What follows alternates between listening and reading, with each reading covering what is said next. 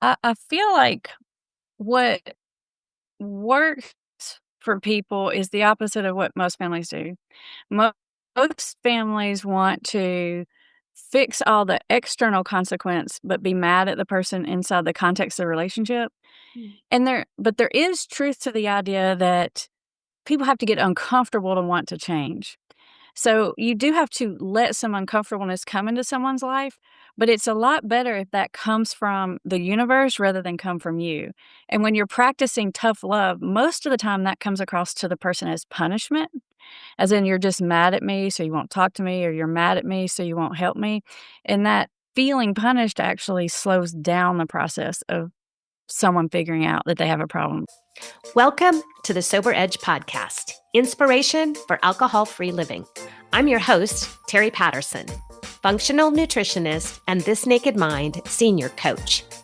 The Sober Edge is a place to explore the infinite possibilities on the other side of drinking. In a culture soaked in booze, discover the wonder and joy of taking a different path. Meet real people living lives of purpose and passion. Learn the truth behind the alcohol myths and get ready to be motivated, inspired, and astounded by what is possible with the Sober Edge. I am delighted to introduce my special guest for today's episode. Amber Hollingsworth is a master addiction counselor, founder of Hope for Families Recovery Center, and creator of the YouTube channel Put the Shovel Down. With over 2 decades of experience, she's helped thousands of families navigate addiction recovery using innovative relationship-focused strategies like the invisible intervention. Known for her relatable, no-nonsense approach, Amber empowers families to outsmart addiction, set healthy boundaries, and rebuild trust.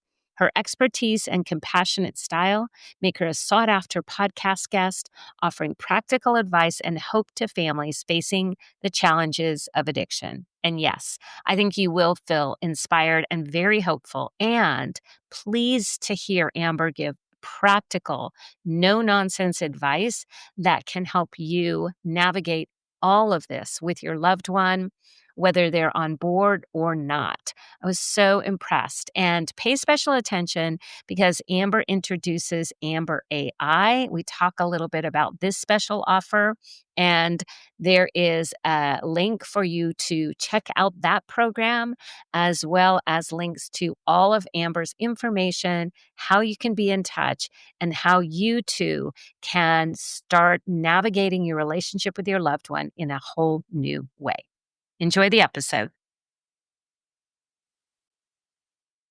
Well, hey, everyone. It's Terry back with another edition of the Sober Edge podcast. And today I'm very excited and delighted to have Amber Hollingsworth with me to talk about kind of the other side of alcohol use disorder. And so really what we're going to talk about today is the way that family members can support someone, a loved one who is struggling with addiction. And Amber and I were chatting just briefly, and Amber has a very educated background. But what you shared with me is that you're blending all of that to offer a kind of a unique voice in this space. And I'm looking at your background and it says, put the shovel down. So let's just start there, Amber. Welcome to the podcast. What does it mean to put the shovel down? It comes from an old recovery saying that means you hit your bottom when you put your shovel down. Because we're of the mindset you don't have to lose everything, you don't have to burn every bridge, don't wait till everything is a disaster. You can be done whenever you decide to be done. And you can put that shovel down and start digging out of the hole. And the sooner you do that, the easier it is to get out of. So it's kind of our mission to help people before they lose everything. Yes. And I agree too. I, in my own journey to alcohol freedom, I didn't hit a rock bottom. Nobody thought I had a problem with drinking other than me. But what I've recognized in this space that kind of the new language or new approach is that we can make an empowered choice around our relationship with alcohol well before it becomes court mandated to do something different. Oh my gosh, yes. Yes, amen to that. Absolutely. Yeah. And you also have like another arm of your business that is specifically more around families that has a different name. Am I right? Well, the name of my business is Hope for Families, and that's been the name of our business forever, but the name of the YouTube channel is Put the Shovel Down, Yeah. and that's because my when I started it, my sister she's more techie than me, I was having trouble building it and getting subscribers, and she said, "Well, you might wanna name it something because" I think I was calling it, like, Addiction Recovery Resources, something, like, totally obvious. And she was like, "People might not wanna subscribe to that because they might not want that on their feed." So she was like, "You should name it something that, like, people that are kinda in that genre would know what you mean, but other people might not." And so that's what gave me the idea to name it that obscure "Put the Shovel Down." Yeah. Well, I love it because it's true that when we stop digging the hole is when we start, looking up. Yeah, Anybody who's digging a hole is not looking up and looking out and looking right. toward new resources. Absolutely, right. You don't have to hit bottom, you just have to know you're headed in the wrong direction. Yeah, yeah. So you've been doing this for what, around 20 years? And I'm Long curious time. Yeah. because, my own coaching business is about 6 years old. My own recovery journey is almost 10 years. And a lot has changed in just the last 10 years. But tell us what has evolved, what you've noticed has changed in these 20 years. Well, there's some things that have evolved as far as, like, trends and that sort of thing, as far as, like, what drugs in, what drugs out, that kinda thing. But overall, for me and my practice, seeing, and maybe this is on purpose, but I'm seeing more and more very high functioning individuals choose to turn it around, before their partner leaves, before they lose the job, before, their kids stop talking to them and all that kind of stuff. And it makes me just thrilled to see people get a hold of it before all those terrible things happen. Mhm. Yeah, I really appreciate that philosophy. And also, I'm curious because one of the things I've enjoyed as I've watched your YouTube channel and just like voraciously listened and to so many of your little clips, because one of the things that you do, Amber, is you actually give people advice. And you actually said, well, I'm bossy. So tell us how bossy helps when people are looking for support. I think particularly for the family members, I'm probably not as bossy to the people in recovery, but I feel like when family members come to us, they're desperate, they're like,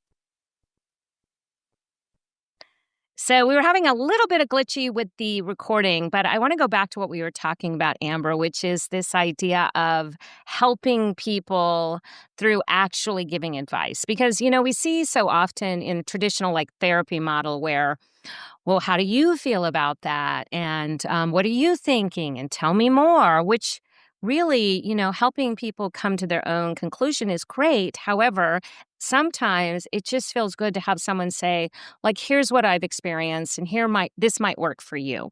So let's go back to how you get to be bossy with families. sure. I feel like I'm not as bossy with people who are struggling with addiction themselves. I do kind of fall more in line with help them figure it out. But with family members, they're desperate. They're scared to death. They're living in crisis every day and they want more than how does that make you feel? They want some specific advice on what to say and what to do and when to say it and when to do it and how to approach subjects and what boundaries to set. And so with family members, we're very sort of instructive on what to communicate, how to communicate, when to say certain things and when not to say certain things. Because over the years of working with people with addictions, I've just learned about what works and what doesn't. So I just teach all the things I've learned over all these years to family members about how to interact in a way that's going to move someone in the right direction. Yes, and you and I also talked about the difference between tough love, we'll use that term, or the opposite of addiction is connection. Tell us about your approach when it comes to kind of like putting the hard boundary in place and that model that we've seen, and maybe it's still around, but I would say maybe it's more in the past of like tough love is the way to do it, like kick the person out until they're clean, and then you can have a relationship with them. How do you navigate with that in families? Well, I feel like what works for people is the opposite of what most families do. Mo Most families want to fix all the external consequence, but be mad at the person inside the context of the relationship, and there is truth to the idea that people have to get uncomfortable to want to change. So you do have to let some uncomfortableness come into someone's life, but it's a lot better if that comes from the universe rather than come from you. And when you're practicing tough love, most of the time that comes across to the person as punishment, as in you're just mad at me, so you won't talk to me, or you're mad at me, so you won't help me. And that feeling punished actually slows down the process of someone figuring out that they have a problem because really they just focus on resentment and self pity. And that can get in the way of change. That is so interesting. And this is, oh, shoot, I lost you. Okay, well, darn. Okay, well, dang. Oh, heck. Oh, heck.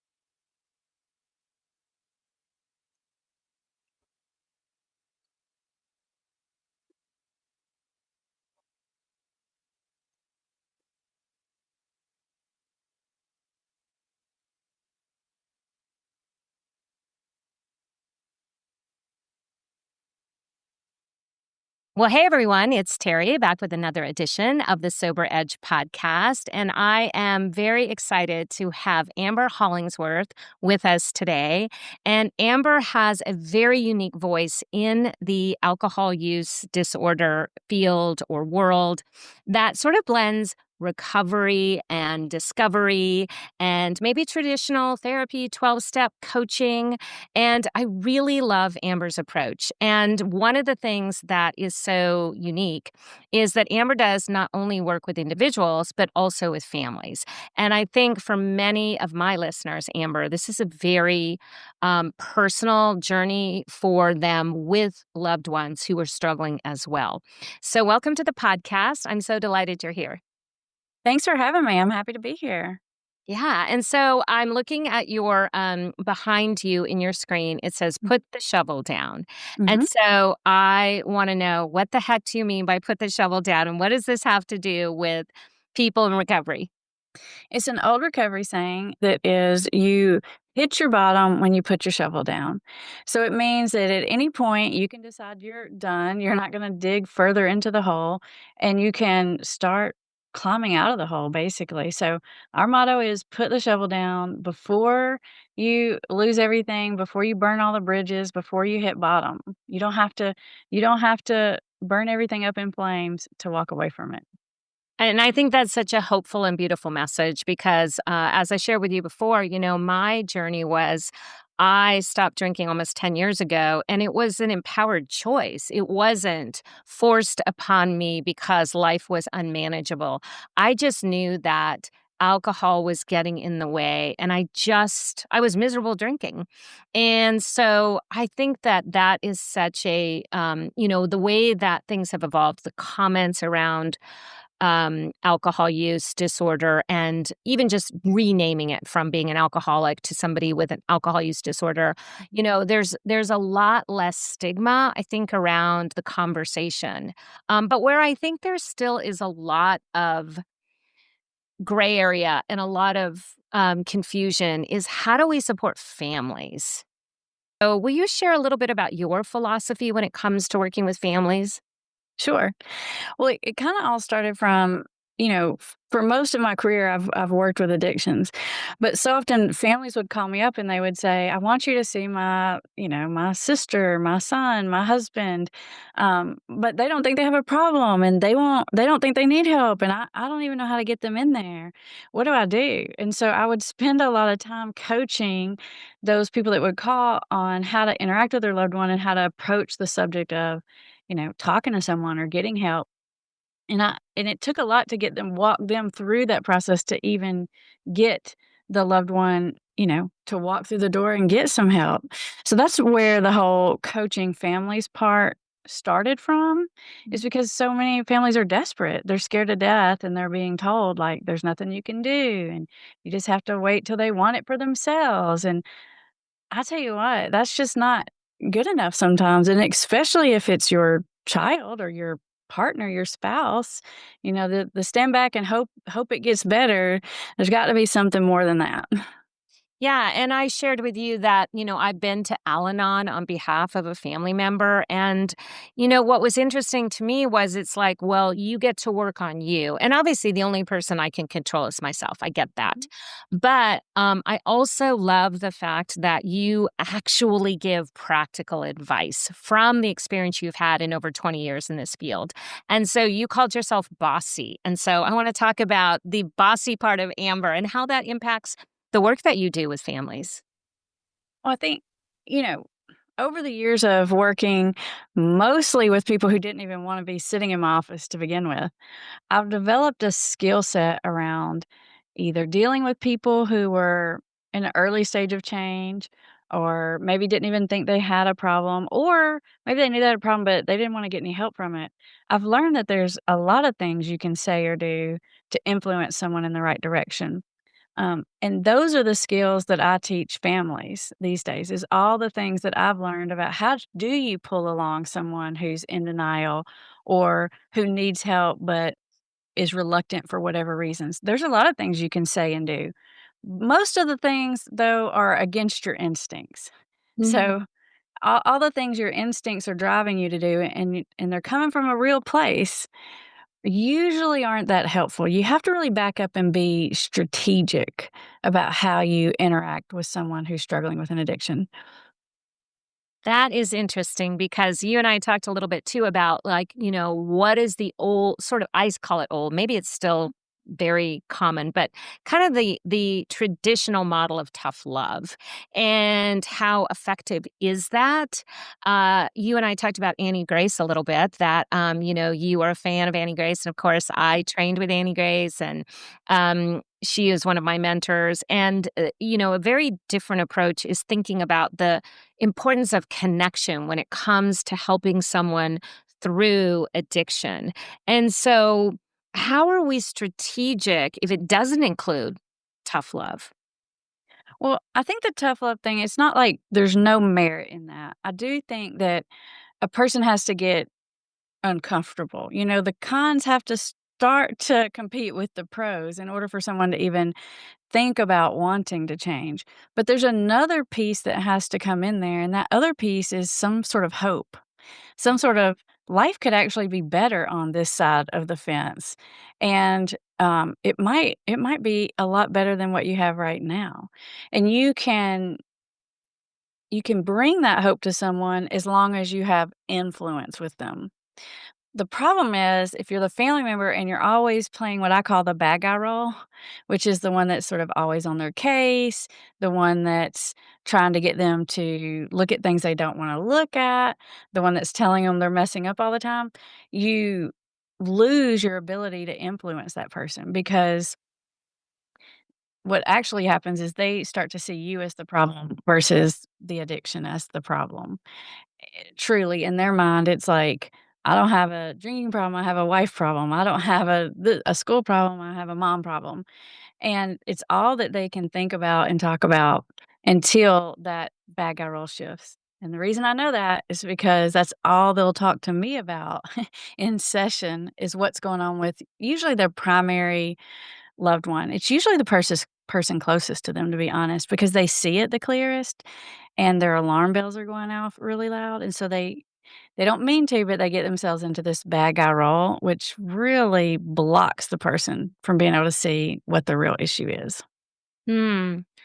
Wow. I imagine that you often hear this, but it's kind of like mind blowing to think about. Oh my goodness, you're exactly right.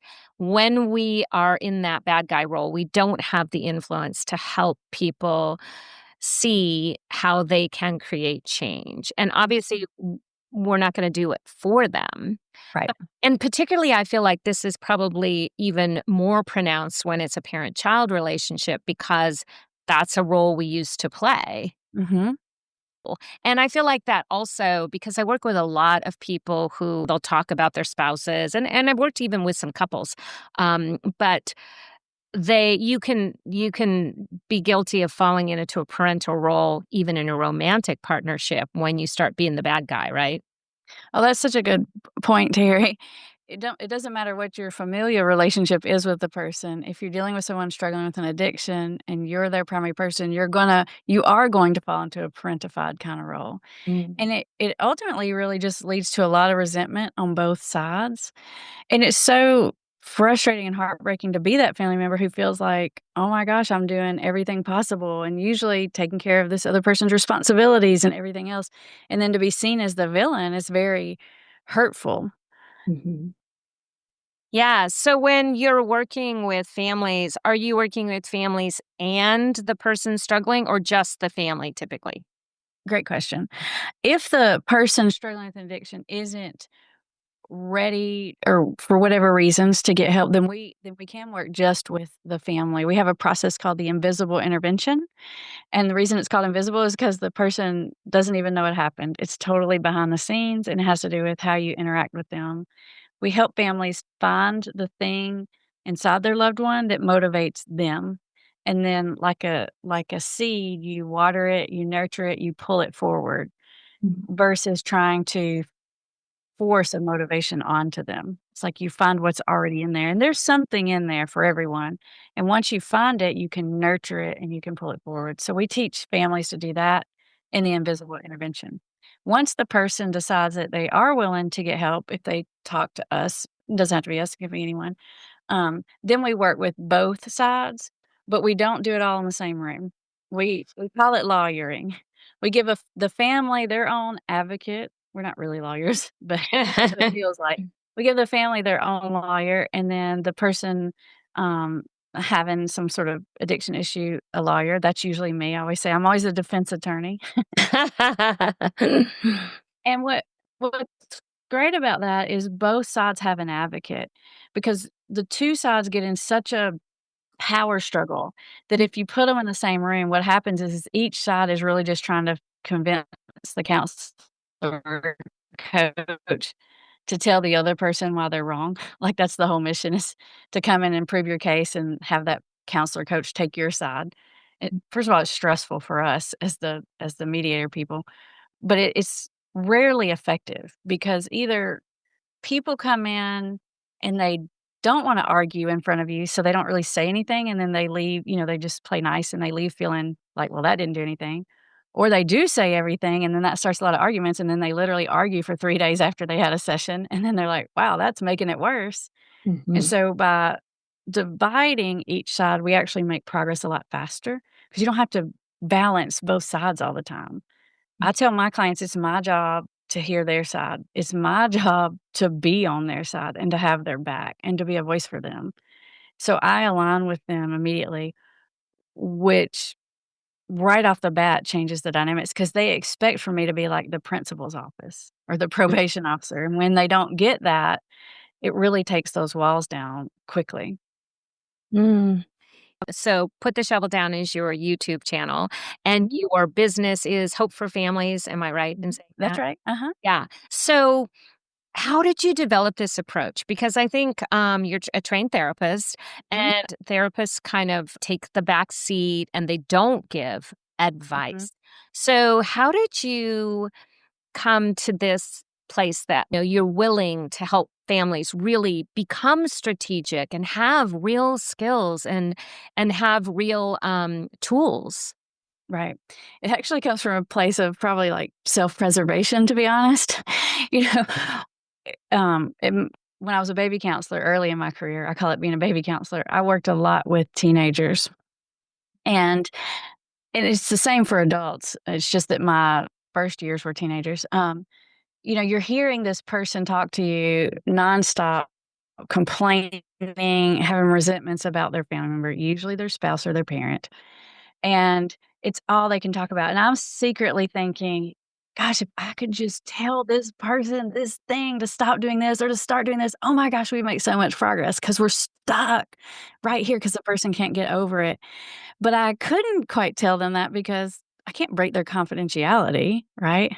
And then on the other side of that, as I'm seeing this person and having this, secret piece of information, the family members usually calling me up or more often sending me emails like I'm the principal, telling me everything this person's done wrong.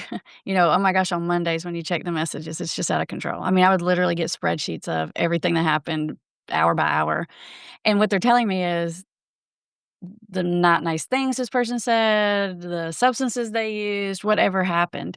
And so feeling really stuck in between that and needing to work with a family, but also needing to protect the relationship and the confidentiality of my client kind of came out of the I can't take this being in the middle anymore thing. Yeah. Yeah. Mhm. I'm glad you have this place that you are showing up. I used to call it middle mom when my Yeah. kids, I had to step out of that role when my children were adults and stop trying to manage their relationship with each other or their Mhm. relationship with their father. I realized that I was stuck in that middle and I was middle mom. And I was like, you should call your sister because she feels bad about it. And it's like, not my job, not helpful. Right. Not helpful. Right. And so, yeah, being able to figure out how to do it different. How has your approach been received in the, I'll call it recovery world? I don't use that word a lot, but I think in the traditional place, maybe where we see, support for families, we see kind of the Al Anon model or we see Alcoholics Anonymous. How has your approach been received? Well, from the families and even the people struggling with addiction, it's received really well. I can't tell you how it's received in the treatment realm. I've never had any bad reaction to it, but I can tell you that in the treatment realm, other counselors and I've worked in treatment centers too, they really shy away from the family piece because of that feeling caught in the middle and then not knowing what to do to balance it. Um, that's when they do the, well, we have a family weekend, come to family weekend or go to Al-Anon. Those are the kind of like way of addressing it, but kind of keeping the family at arm's length. But these families are desperate and they really do want to help and they're really craving some advice and some feedback. And so this was just my way of figuring out how to balance all of those pieces. And you might think that the person who has addiction wouldn't want their family involved, but they actually love it because for the first time they feel like they have an advocate, and they feel like someone's on their side, and so it really is sort of both ways, and they're like, "Has my wife been in for her visits? Is she been to her sessions? Has my mom can you tell my mom she needs to get in here and talk to her counselor?" Instead of the other way around, which it usually is. They're like, "Oh, she needs to be in here too." And I'm like, "We got you. We'll make that happen." Yeah. So you've talked a little bit about the power struggle and resentment. What do you see as the biggest barrier between families being able to support their loved ones in a way that is effective? I think the biggest barrier is fear and, um, impatience. And Mhm. I hate to say the word impatience because it's really fear driven more than really just being impatient as a person, but it's like you see the problem so clearly and you desperately want this other person to see it, so you just wanna rush and just tell them what the issue is. And it slows down the process because you're putting the other person in a position to have to defend themselves and why they're making the choices they make. And every time you make someone think a thought that defends what they're doing, or even worse, say the thought out loud that defends what they're doing, you're actually making them go in the opposite direction. You're actually making their denial worse. You're actually making them convince themselves why they need to keep down this same path. So it's this urgency, which comes, I mean, when your house is on fire, there's an urgency, so I get it. But it's that urgency that pushes the family member to try to hurry the process. You know, they send articles, they send videos, they send Uncle Jake to come talk to you. They do all these things trying to get through to you faster, when if they would just back up and listen for the person's motivations, they're in there. Even from these people who seem like they take it on as their identity, like, "I'll drink you under the table," like it's their like they're real, like, braggy about it, like it's their whole thing. Even in those people, there are parts of them that wanna change, and if you are still long enough and you know how to listen the right way, you can find what that is. Maybe they hate feeling crappy in the mornings when they wake up. Maybe they feel like it's making them put on weight. Maybe they, feel like they do embarrassing stuff when they're drinking, you know, they always call up their ex or whatever, and then they have to fix it. There's something inside of them that they don't like something about it, and when you can find those pieces, pull them forward instead of pushing your reasons onto them. It'll work much better. Wow. Yeah, it's kind of a whole new approach. So I feel like when Annie Grace wrote her book, she did get some backlash from traditional 12-step programs because part of her tagline for her book, This Naked Mind, is control alcohol. And the 12-step people were saying, you can't control alcohol. Don't tell people that. Mhm. That's not a thing.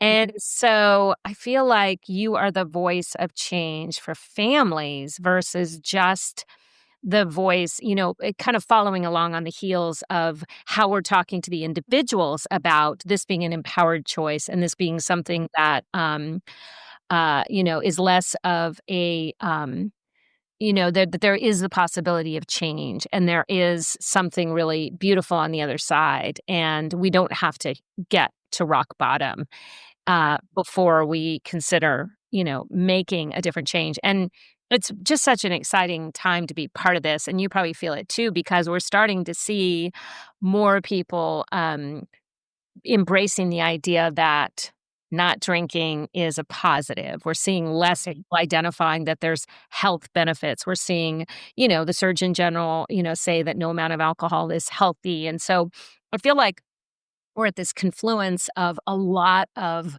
changing attitudes, but of course, I'm in what I call the sober bubble. So it seems like everybody's talking about drinking less, but when you go out into the real world outside of the Right. bubble, That's true. Yeah. there still is a lot of people drinking a lot of alcohol. Right. And yeah, Yeah. I was just gonna say you bring up a good point. A lot of the sort of old school recovery beliefs actually come from people in recovery themselves, which is surprising, I think. But it's kind of that, if I did it this way, it's the only way, and you have to follow this way, and so it's hard to break some of that. yeah. And do you work with people in longer term recovery or, like helping them beyond the first, few months to like actually address some of the things that come up, like post acute withdrawal or things like that that come up after? How do you support people in that space, or do you? My philosophy is to not just find what motivates them to get better, but I also look for who they are as a person, what their values are, and what their strengths are. And I focus in hard on, use your superpowers for the good. Because in my experience of working with people, especially people who have alcohol problems, is they're usually very driven, very A type, very motivated, very smart and ambitious. And I'm like, you're just using your powers in the wrong direction. Like, once we point this in the right way, there's gonna be no stopping you. So I work to get people excited and really, like, looking forward to what their life's gonna be like and help them see who they are and what their strengths are and what their values are and how to be more happy and fulfilled in the world. Yeah, and that is so beautiful, and I believe that really is the key because, we have it has to be self-motivated, but life has to look exciting and hopeful and beautiful in order for us to want to change. I often say that I was miserable drinking, and I thought I would be miserable not drinking. Mhm. And so it took me a long time to decide, well, if I'm miserable not drinking, I guess I could just be miserable drinking again. It was like I didn't really know what I wanted, but I finally got to the point where I knew I wanted something different. And so even that I think can be enough to help people start in that direction. But I love what you said about values because I do think that alcohol in particular, and I'm sure other drugs as well, but that's not my training, but we wear that mask. And with alcohol, I see a lot of people, and certainly it was true for me, who are using alcohol to avoid things. And so it really is true that we're sort of stunted emotionally when it comes to our recovery, or we step outside of drinking and then we're like, well, who is Terry? Right, And getting into understanding our values, what we love, what we used to love is a huge part of that motivation to change, right. to stay changed. And if when I listen to people talk, what's important to them is what they'll talk about. Like for example, I was working with a fellow recently who is only seeing me because his wife pretty much leveraged him into it, which is okay. I'm used to that. He definitely has a drinking problem, and he gets kinda mean when he drinks. But when I listen to this guy talk, he's a very successful guy who very clearly works extremely hard and cares about the people around him, cares about the people he works with to make sure that he treats them with kindness and fairness, and he talks about that, he talks about the people he works with in his family, and so I just said to him, I said, "Clearly, like, you have a huge value in being a kind, considerate person." And just me, which is true, I mean, you could just hear it in everything he talked about, and I could watch the light bulb go off. Mhm. And that's what I mean when I say if you listen and you find people's own motivators, which I didn't have to say, "But you're a jerk when you drink." He knows that part. He told me that part. I say, "This is clearly very important to you." Like, it's not like you can just be like, "Well, I don't care. I was drunk. I don't care what I said," because this matters to you. And I could literally just watch his face light up and the light bulbs start to connect, and he's like, "Yeah, you're right." Mm. Wow. Mhm. Mhm. Yeah. Yes, and that is how lasting change happens, Mhm. is finding that other piece of who we are, because we all have a dark side. Yeah. And we can, when you said, like, use it for good, I Mhm. remember when I first stopped drinking, I had so much time and energy, Amber, that I was like, "Uh-oh, what am I gonna do?" So, I went Mhm. back to school and became a nutritionist, and the Instant Pot was kind of a popular thing, and so I used to teach as one of my first coaching offers, I taught people how to cook in the Instant Pot. Uh-huh. I said, "You can use it for good or you can use it for evil," because people were making horrible things in the Instant, but you could also make bone broth, you could make elk Uh-huh. syrup, you could make a roasted, you could do a chicken, Mhm. and so I would always tell people, like, "You can do whatever you want with this special pot, but please, let's learn how to use it for good." Right? So that we are, up-leveling our nutrition instead of, the opposite, so I love that. Yeah. I love that. You talk about something that I feel like is a struggle for a lot of people, and I'll share, I always tell husband stories, so he knows I'm gonna tell stories about him, but, he's not a big fan of the word boundary Okay. or boundaries, and Mhm. I know that you talk about them, and I think boundaries are super important, but I think we often get it wrong. Yeah. So what can you share about boundaries that might help illuminate how it impacts this journey for people? I feel like the thing that most people get wrong is they're actually when they're setting boundaries, what they're really doing is setting rules for someone else, and boundaries don't really work that way. So, for example, you can set a rule for someone else and say, "Don't call me if you're drinking," right? You can set the rule all day long, they're gonna do what they're gonna do. Or you can set a boundary for yourself just to say, I'm not gonna answer the phone after 6 o'clock if they call because I know they've been drinking after 6. That's Mhm. what you don't even have to say that to them. You don't have to say, "I'm setting a boundary, I'm not answering your phone call." It's a decision that you make with yourself about your own behavior. And a good way to think about it is I always say, you can build a fence around your backyard, but your neighbor's gonna get real upset if you try to build a fence around their backyard. So that's the difference. Um, and the other thing that gets really hard for people, Terry, is that you have to be honest with yourself because we talk about boundaries as being for you, for protection for you, and people learn that lingo, and they'll try to, like, sneak in a control rule and call it a personal boundary. I'm like, what's your intention? Because a lot of times you can have the same boundary, but what is the real intention behind it? And that requires a lot of self-honesty. Am I really setting this for myself, or am I setting this because I think it's going to control them? Like, for example, if the person with substance use problem doesn't work, and let's say they're drinking, and you share a budget, right? And you say, I'm not going to buy alcohol for you. Like, okay, let's look at where that's coming from. Is that a control technique? Is that really because if we keep paying that, I'm not gonna be able to pay the bills? It just requires a lot of self-honesty. So it's not Yeah. really what the boundary is, it's why are you setting the boundary? It's such a good way to look at it because I feel like it does get co-opted into and I love the difference between is it a boundary or a rule? Mhm. Yeah. And Or a I request. You can request certain things too. and what do Everybody you set a how do you feel boundary around about request? Is what's it that? good, bad? How do you feel about requests? Good, bad?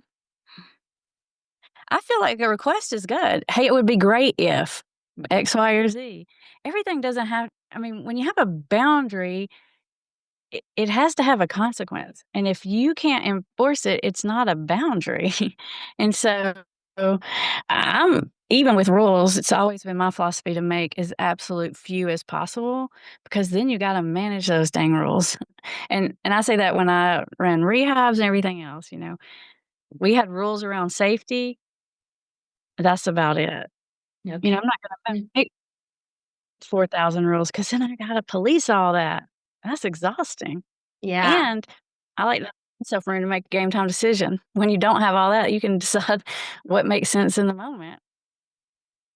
Right. And you said I watched a video that really impacted me too, Amber, and it was about the philosophy that you have like we don't need to catch people in their Yeah. substance use. Like it will show up. If they are using you're it's going to become very apparent. And so like, in the parental role, someone might fall into like searching the person's bag or checking their room. Or in the spouse role, it might be like checking the credit cards or Mhm. looking around the garage to see if they're hiding something. Tell Mhm. us about why that could be a bad thing or get in the way and how we could do it different. Well, there's probably no quicker way to get yourself in the bad guy role than to play the police officer. Um, and a lot of times it's not even so much the family members doing it because 'cause they're trying to find out if they're using or not. They know if the person is doing it. They're trying to find evidence to present to the person to make the person admit what is going on. Because so often when you're confronting a person, they're denying it, maybe gaslighting you. They and it's like, you know the truth, and you're like, "Ha ha, I caught you. Here it is, admit it." And they still aren't gonna admit it. So it's usually about trying to make someone else admit it more than it is for your own, like, are they really doing it or not? Mhm. If someone has an addictive issue, the unmanageability will show itself. You don't have to look for it. You won't be able to miss it. You may not catch it every single time, but trust me, you'll know. Yeah. Yeah, it's a really, I loved that video because it's a great reminder that we have to check our own motivation if we're going to be in a relationship. Mhm. And boy, there's no quicker way to erode a relationship than, like you said, being in the bad guy role or policing or trying to force someone to make a change before they're ready. And I think that's the hardest part, right? Right. Is stepping back and doing it differently. Right. So, like, for example, if this is your spouse and you're trying to catch them drinking, maybe they're sneak drinking. What I know behind the scenes is that people are sneak drinking actually feel terrible about it. They feel guilty about it. And if you just sit and, I'm not saying you have to put your approval on it, but just let it be, they'll work through their own shame and guilt about it or seeing that it's escalating and do something about it. But if you start trying to police it, they get so obsessed with just trying to get away with it that they don't have any time or energy to stop and really self reflect about what's going on. They just get caught up in this cat and mouse game where they just get sneakier and sneakier. That is so interesting because I've actually had people tell me, like, there was a little bit of a dopamine hit of getting away with it. Hmm. And it was like, oh, that is having the exact opposite impact that, the family member would want. So, Right. yeah, addiction is fascinating.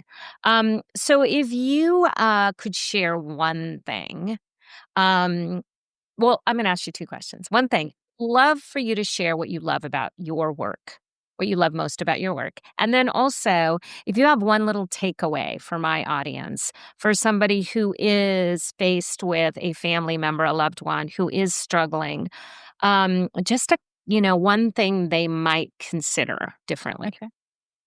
Well, the thing I love about this work is that when people get better, they get way better. Not even just, like, back to themselves, but better than they ever would have been otherwise. Because to conquer something like this, you have to develop pretty serious self-reflection skills, humility skills, relationship skills, and you end up having grown these muscles even more than other people have. Like, if you're gonna train to climb a mountain, you're gonna develop some leg muscles maybe that someone else doesn't have. It's the same kind of thing. And so people become better human beings Mhm. once they overcome this. You just grow and you learn and you're stronger, better person for it. And that is really, really cool to watch. It's unlike any other mental health thing you can deal with. You can manage some other mental health things, but this thing, there is a pretty clear answer to it, Yeah. and you'll be better for it. Yeah, I love that. I always tell people, like, because I work with both alcohol and nutrition, I always say, the thing with food is you're always going to be in moderation. Mhm. You're always going to have to moderate your relationship with food. But with alcohol, you can just kiss that one goodbye, and you can It's see easier. the other side of that. Easier to do that. Yeah, it's much Yeah, easier. yeah, Totally. Yeah. for sure. Mhm. And then your other question was, what would I leave people with? Mhm. I feel like there's all these statistics that people throw around, like 1 in 10 people get better, and you gotta go to rehab 10 times, and all these things. And that's not my experience at all. I see people get better from this thing every single day, all the time, person after person after person, family after family after family. Yes, it usually takes people a few tries, but just because someone doesn't get it on the first try doesn't mean they don't want to, doesn't mean they're not gonna get it. It's a learning process, so don't let that get you down, whether that's for yourself or for your loved one. Well, again, that beacon of hope, I love that. Thank you for that, Amber. How can people get in touch with you, work with you? You actually have a very fascinating offer that is Amber AI. Yeah, yeah, And that's I imagine that's kind of new, but it's like having Amber in your pocket, I would guess. So tell yeah. us the ways people can work with you. Well, if you know anything about AI, like most people know what ChatGPT is, you can have conversations with it. I have created basically a ChatGPT version of myself that's trained because I have more than 1,000 videos out there, so many blog posts, so much written content, and workshops and everything else you can imagine that I put all of that information into an AI training model. So the Amber AI knows how to advise you and help you with all my same philosophies. She's actually better than I am because she remembers. I'll remember like a little piece and help you here and there, but she's like really great. And what I see people using Amber AI a lot for is like, I need to have this tough conversation. This is what this person's like. Here's our history. How should I say it? What should I not say? Like they plan out or they rehearse or they even like craft text messages. And so, Amber AI, I talk to Amber AI every day. She helps me do all kinds of stuff. And so people are loving it. It's really pretty cool, actually. I love that. Yeah. And of course, I was thinking about it from a business standpoint of my own offers because I have content out in the world, of Mhm. course, but also just thinking about, yeah, having that breadth of knowledge is Mhm. beyond what our human brain is capable of recollecting. And so being able to use, some of those resources, because unfortunately for you and for myself, we can't meet with everybody that needs help. Right. Right. And the other thing about Amber Reyes is she's there 24/7, middle of the night. Crises don't happen on the workday at the time of your appointment. Crises happen all the time, and sometimes you just need a sounding board to think things through. You can talk to her as long, as little, whenever you want to or not. And if she gives you an answer that you're like, "I don't think that's right," you can say, "Nah, give me something else." I say that to her all the time, which if it was like a real person in real life, you'd probably be, like, more minorly about, and I'd be like, "No, I don't like that. I feel like this," and then she'll be like, "Okay," and she'll take what you're saying. Maybe it's like, "No, that's not gonna work for my loved one because they have this button around this issue," and you could just say that to her. Mhm. You don't have to feel them through anything.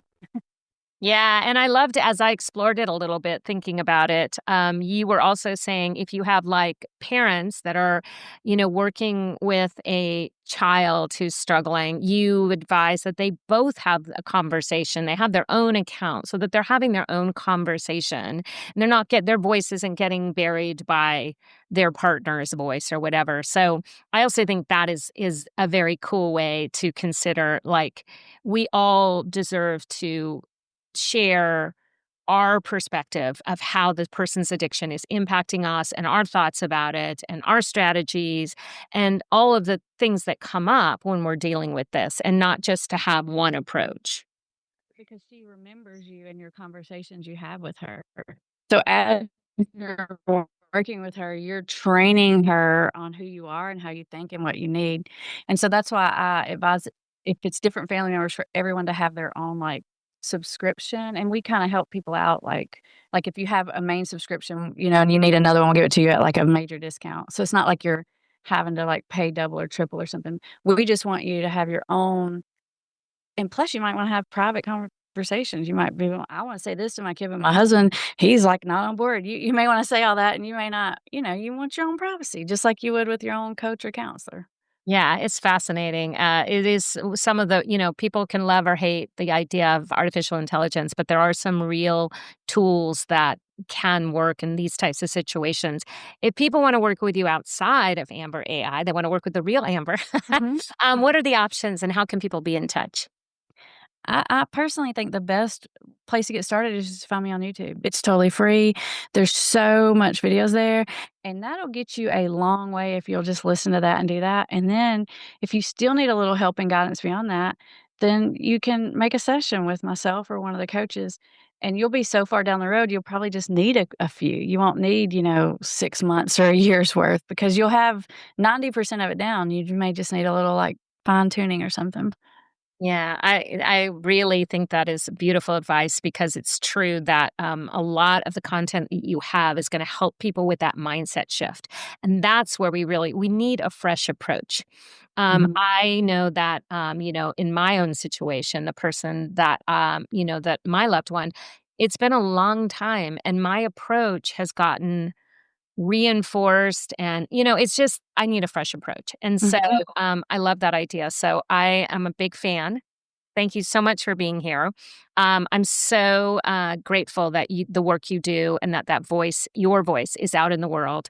And put the shovel down. I highly recommend people take a look because I do think that your approach is helpful and hopeful. Thank you so much. I appreciate it. Thanks for having me on. Yeah, of course. It was delightful. I want to thank you for tuning in to the Sober Edge podcast. This is a place for important conversations and a safe place to question everything you thought you knew about drinking. If you're looking for your sober edge, I want to invite you to connect with me at thesobernutritionist.com, where you can grab my free resource, Becoming More, a guide to loving your sober life. And I would be so grateful if you enjoyed this podcast, if you would leave a rating and review, as it will help more people find their sober edge.